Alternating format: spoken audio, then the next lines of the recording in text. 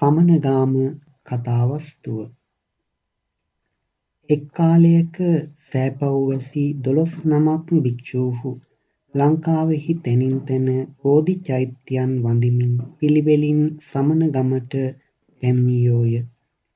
එකල්හි හිරු බැසගිය කල්හි රාත්‍රියෙහි අන් අතක යෑමට නොහැක්කෝ එහි පෙර පස පූර්ව පාදයෙහි සෙවණැති මහත් මයිල ගසක් දැක ගස මුලට ගොස් නිදාගත්හ.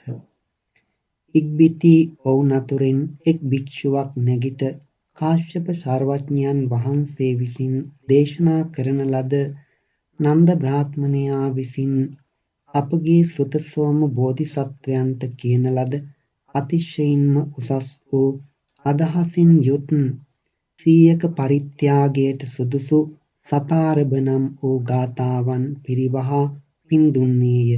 කෙසේද යත් සුතසෝමයෙනි, සත්පුරුෂයන් හා එක්වීම එකවරද යහපති.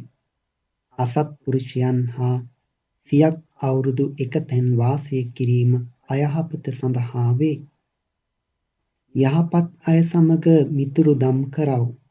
සත්පුරුෂයා සද්ධර්මය දැනගෙන ශ්‍රේෂ්ඨයෙක් වේ. මනාව සරසන ලද රජුන්ගේ වාහන පවා දිරති. ඉක්බිති ශරීරය ජරාව කරා යයි. සත්පුරුෂ ධර්මය ජරාවට නොපැමිණේ. සත්පුරුෂයෝ ඒකාන්තයෙන් ශාන්තිය ප්‍රකාශ කරති. අහසට පොළව දුරු වූ වාසේද සමුද්‍රයෙහි මෙතෙරට එතෙර දුරු වූ වාසේ ධර්මය අධර්ම දෙක අතර දුර ප්‍රමාණය ඊටද වඩා දුර යයි කියත්. ඒ රුකෙහි අධිග්‍රහිත දේවපුත්‍රයා මේ ගාථා අසා පැහැදී රාත්‍රිය පහන් වූ කල්හි මහණුන් ගමන් කරන වේලෙහි මිනිස් වෙසින් පැමිණ ඔවුනට මෙසේ කීහ. ස්වාමීනි, අද නොයනු මැනවි. ගස මුල මිහිඳුණු මැනවි. මම නුඹ වහන්සේලාට පිණ්ඩපාතය එළවන්නෙමි. භික්ෂූහු ඔහුගේ ආරාධනාව පිළිගෙන වැඩහුන්හ. ඒ දේවපුත්‍රයාට ආහාර ඉපදවීමෙහි පිනක් නොමැත. නිතර බදාලතා කොළම ලැබේ. ඒ මෙය වළඳමින් එහි වසයි. භික්ෂූන් වහන්සේලාටද දිව ඕජසින් පිරී ගිය බදාලතා කොළම එළවීය. භික්ෂූහුද එයින් නිම කරන ලද ආහාර කිස ඇත්තේ ටිකක් විශ්‍රාමගෙන අපි යමු නිදුකාණෙනි දේවපුත්‍රයාට කීවාහුය. මේ ඇසූ දේවපුත්‍රයා පින්වත් ස්වාමිවරුනි, මට සමාවන්න. මා ළඟින් රළු කොළම වැළඳූහ. මගේ මිත්‍රයා එක් දිව්‍ය පුත්‍රයෙක් වේ. ඒ දවසක් මෙහි පැමිණ පිරිවර සහිතව මහත් ආනුභාවයෙන් දිව්‍යමය භෝජනය වළඳන්නේය. හෙට එන දවසයි. ආර්යයන් වහන්සේලා බත් කිස කොට යනසේක්වායි ආරාධනා කෙළේය. ඉක්බිති ඒ රාත්‍රිය ගෙවීමෙන් පසු මිතුරු දෙවි පුතා පිරිවර සහිතව ඔහුගේ සමීපයට ගියේය. ඔහුගේ පරිභෝගයට 3 ගව්වක් පමණ තැන මග දිව්‍යමය කැඳ භාජනගෙන පිළිවෙලින් සිටියාහුය. ඉක්බිති ඒ දිව්‍ය පුත්‍රයා තෙරවරුන් වඩා හිඳුවා දිව්‍යමය කැඳ වළඳවා පසුව පිරිවර සහිතව තමා පාවිච්චි කළේය. ඊට අනතුරුව අවුළුපත්ගෙන එසේම සිටියාහුය. දිව්‍ය පුත්‍රතෙම දිව්‍ය ආහාරවලින් තෙරවරුන් මනාව වළඳවා සත්කාර කෙළේය. ඉක්බිති ඒ ස්වාමිවරු දිව්‍ය පුත්‍රයාගේ මහත් වූ දිව්‍ය සම්පත්තිය දැක පුදුමයට පැමිණි සිත් ඇත්තෝ ඒ පින්කම් ගැන විචාරමින් මෙසේ ඇසූහ.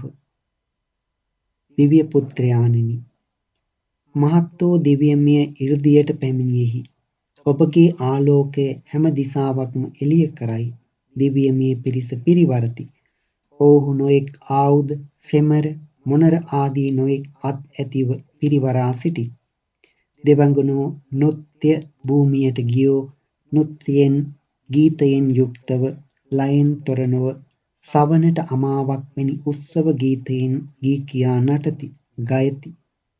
සමහර දෙවඟුනෝ වීණා වස්දඬු තන්ත්‍රි ආදියගෙන ඒවායේ හඬ හා ගීතස්වරය හා නොඉක්මවා නානා විලාස දක්වා තොප සතුටු කරවති. නොයෙක් දෙනා සැරසී බෙර මුතිංග, මුරජ, දෙන්ඩිම, ගණ හා නොයෙක් නලා වර්ගගෙන වාදනය කරති, නටති, කෙලිති. දිව්‍යමය ආහාර පාන වර්ගයන්ගෙන් පිරී ගිය රන්මය භාජන අරගෙන 3 ගව් පමණ මග සිටිති. පිරිවර සහිත තෝ ඒ කරුණෙන් සතුටු වෙති. මහත් ආනුභාව ඇති දේවතාවාණෙනි, මම ඔබගෙන් අසමි. මිනිසෙක් වූ සමයෙහි කෙබඳු වූ පිනක් කෙලෙහිද?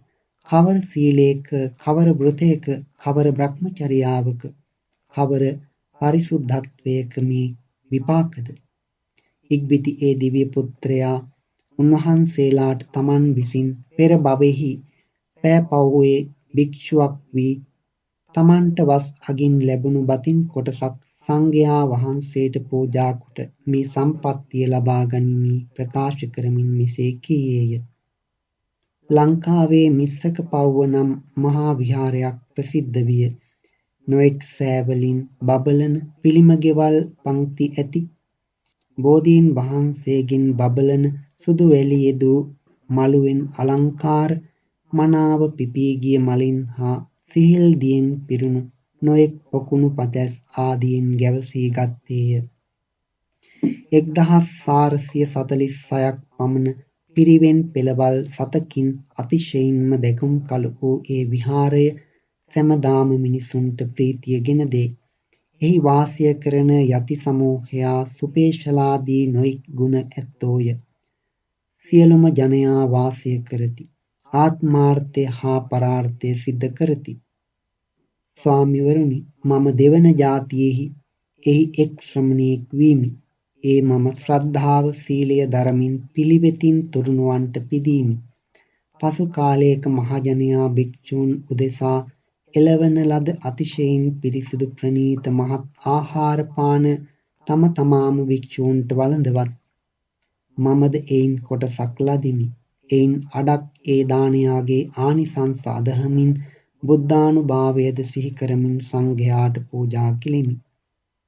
මා විසින් කරන ලද මේ දානයාගේ සීල සංරක්ෂණයේ ආනුභාවයෙන් එයින් පරලෝ සැපත්ව හුමට්ට කෙනෙක්ව අනූන වූ දිව්‍යශ්‍රී අනුභව කෙලිමි. සුදුසු ස්ථානයෙහි ශ්‍රද්ධාවෙන් කරන ලද මේ දානමය සුළු පින්කමින් මහත් වූ සම්පත්තියක්ම ලබමි. මනා කෙතක වපුරන ලද බීජය ගොවියාගේ සිත සතුටු කරන්නාසේ මගේ සිත සතුටු විය. මෙසේ හෙතෙම තමා විසින් කරන ලද කුසල කර්ම ප්‍රකාශ කළේය. භික්ෂූහු ඔහුගේ කතාව අසා ගිය තැන දේවපුත්‍රයා විසින් කරන ලද කර්මය ප්‍රකාශ කරමින් බොහෝ දෙනා දන් දීම් ආදී කුසල කර්මයන්හි යෙදවූවාහුය. මෙසේ කුසලයෙහි නිරත වූ පින්වත්හු හොඳ කෙතක් බලා එහි කුඩා වූ බිත්තර වියක් වපුරා බොහෝ වූ අස්වැන්නක් ලබති. සුසිල් කෙතක භක්තියෙන් නැමී එක් කබලක් පමණ ආහාර පූජා කොට දිව්‍ය ලෝක මනුස්ස ලෝක සම්පත් ලබා නිවන් සැපද ලැබිය හැක. සමනගාම කථාවස්තුව නිමියේය. ඔබ සැමට තෙරුවන් සරණයි.